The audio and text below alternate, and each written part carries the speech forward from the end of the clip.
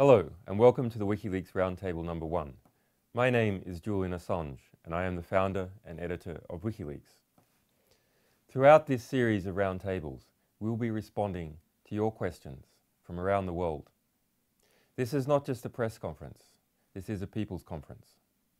You can not only submit questions using the Twitter tag WLQuest, but you can also discuss the answers using the hashtag WLDiscuss.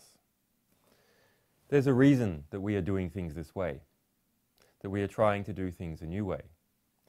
Over the last 4 years, I have proposed that journalism needs to become more scientific, that we need to see all the original sources, wherever possible, for news stories that appear, so all the people and other members of the press can see the truth behind a news story or its falsehood. But in our communications with you, we have often gone through intermediaries. Usually, our full interview is not available. And that has led to some members of the press who want to suck up to power, manipulating or distorting what we're really trying to say to you. Now that's a serious business.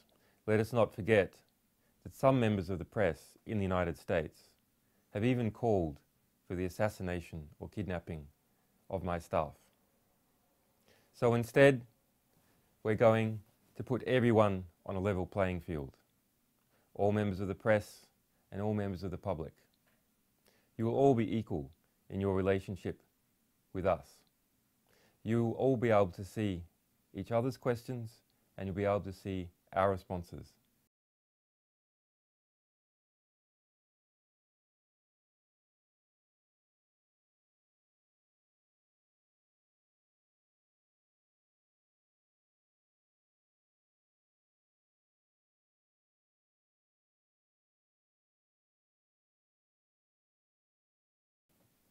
We've never had those moments, and that's why this is an historic time, as we see movements towards a freer press. Now, we may never have a completely free press, but what we may have is something even more valuable: the ability for people to communicate knowledge to each other safely. And that is something different to a press. Rather, it is something more innate.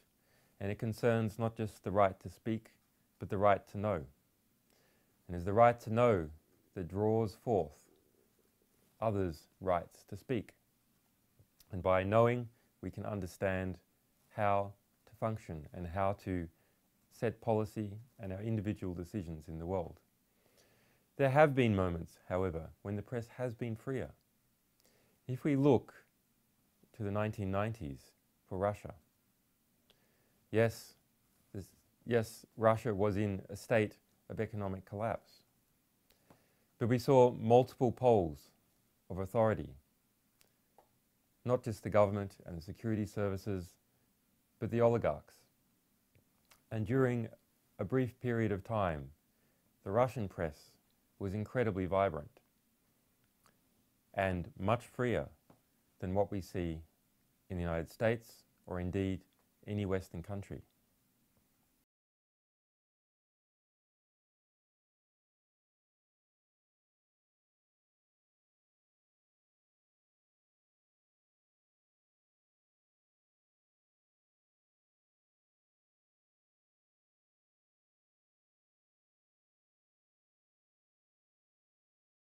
Those organizations could create such a site if they cared about it. But it is our experience that at least The Guardian and New York Times do not care so much to protect sources. In fact, for Cablegate, The Guardian and New York Times communicated on open phones. They swapped cables over email. The New York Times approached the White House with its list of stories that it was going to publish on the cables 1 week before publication, and campaigned against the alleged source of the cables, Bradley Manning. We also cannot be sure that they would even publish the stories that they receive. The New York Times sat on the story about the National Security Agency mass tapping Americans for over a year. CBS sat on the story of the torture at Abu Ghraib for months.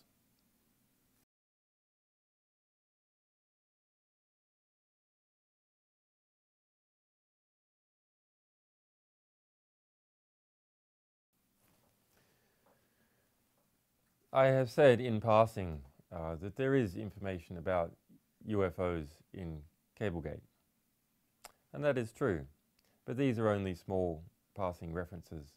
Most of the material concerns UFO cults and their behavior in recruiting people. For instance, there is quite a large cable which we'll try and release in the next few days concerning the Raelians, a UFO cult which has a strong presence in Canada and was of concern to the US ambassador in Canada. At that time, the Raelians claimed to have cloned an individual, and fantastically, the press all around the world ate this up and turned it into front page stories.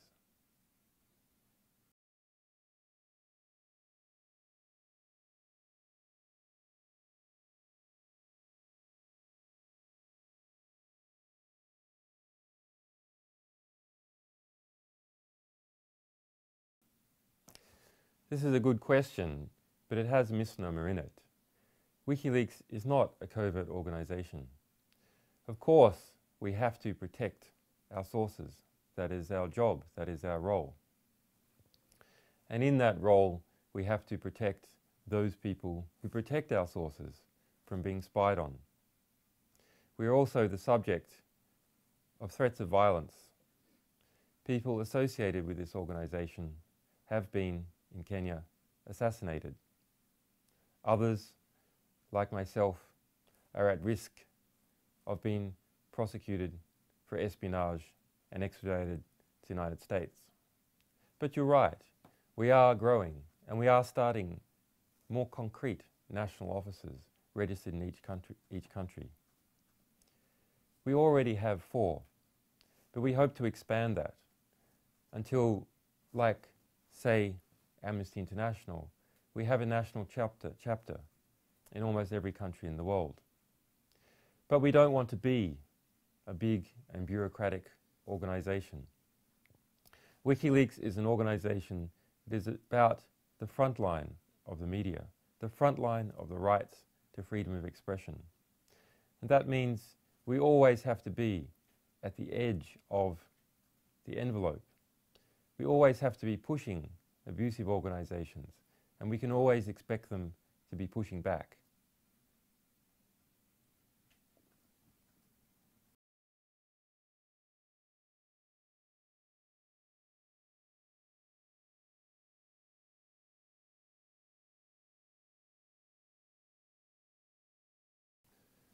This is a good question, but at the moment, because of the financial blockade, the illegal financial blockade against us by Visa, MasterCard, Bank of America, and other banking institutions, money is actually the most important.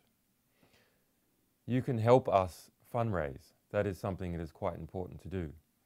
You can look for mechanisms to get through and breach that financial blockade. If you go to wikileaks.ch/support.html, you will see several different ways that you can contribute to our cause. Now let's look at the rest of the question. Wikileaks has a tremendous number of supporters, and we are not just an organization anymore. We are the people who are responsible for keeping and protecting an ideal. But that ideal is not just our ideal, it's the ideal of many people, and we are a symbol for that ideal. While we have, and that ideal has, tremendous support from around the world, by and large that support is not organized. While the opponents of freedom of the press, such as the State Department, are organized, they are informal, bureaucratic structures. They all have each other's telephone numbers. They have a hierarchy. They have their own computer systems. They have easy ways of swapping data with each other. So what is most important for you to do is to get together, to not wait for our direction, but rather find similar people. Look on blogs to people that share your views. Look on Twitter to people who speak the same way that you do. Look in your local neighborhood. Join free press organizations where they exist, and you will find supporters of Wikileaks. Get together, and you will work out how to produce a campaign, because that's what we're involved in. A campaign for the rights of freedom of expression around the world. And that is not just our campaign, that is your campaign, and is the campaign that should be for all people, because freedom of expression in the end is something that all people use, not only to impart their views and their needs, but to hear what the world is like and how they can function in it and how a better society can be built. So that is, in fact, the cause of all. And we need you to go out and make it the cause of all.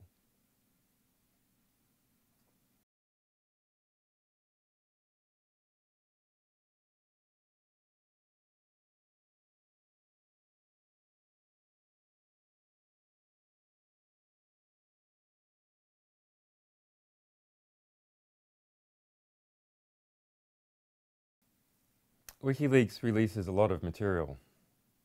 In Cablegate alone, there are over 3,000 volumes of material, 285 million words. Why we have only released a small fraction of that yet, that's still a lot of volumes to go through. Now, in thinking, how do I make that relevant to my readers? What do I look for? Well, look for what is closest to you. Look for what you know about the most. Because what you know the most, other people are not likely to know. So you can find something that is not reported, or it is not reported in the same way. And that is something that will draw your readers in and will have an important and local political impact that is not going to occur somewhere else. Okay, that's it. And many thanks for your support. You can discuss the events here using the hashtag WLDiscuss.